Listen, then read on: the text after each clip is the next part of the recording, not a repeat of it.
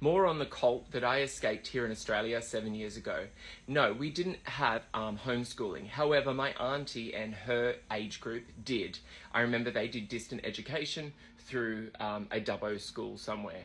But they now have their own primary schools and their own high schools. It is called One School Global.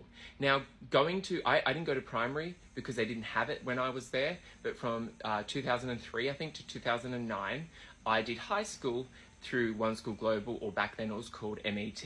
It was the most horrific experience I can look back on and say that was the most horrific experience I've had to date. The bullying that was unchecked, the homophobia that was unchecked, the disappearing of teachers. As kids, we used to get so attached to our teachers.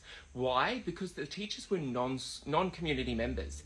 They were the only thing that we clung to get us through what was, for most of us kids that were bullied, the darkest times of our lives. Now, as teens, you're growing up and you don't have a community to turn to because this community is so insular, so lacking in knowledge, and that loving bond that is formed through family and community isn't there because they always will put the cult first over family. Hence, they practice excommunication and shunning. So we would have kids come and go because kids were illegally fostered out. That happened in my school. And then on top of that, you would have teachers disappear overnight. No explanation, nothing. That teacher would either be silenced with a lot of money and written over with a massive gag order. And this still happens today.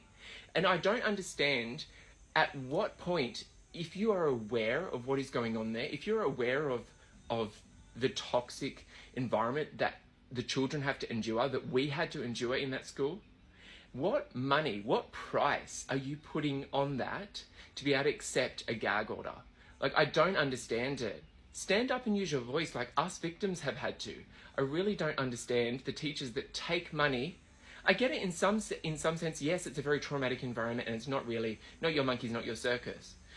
But there are children there that don't have a voice. And that's why us victims are standing up and speaking out about this abusive, toxic cult that have their own schools that need to be investigated.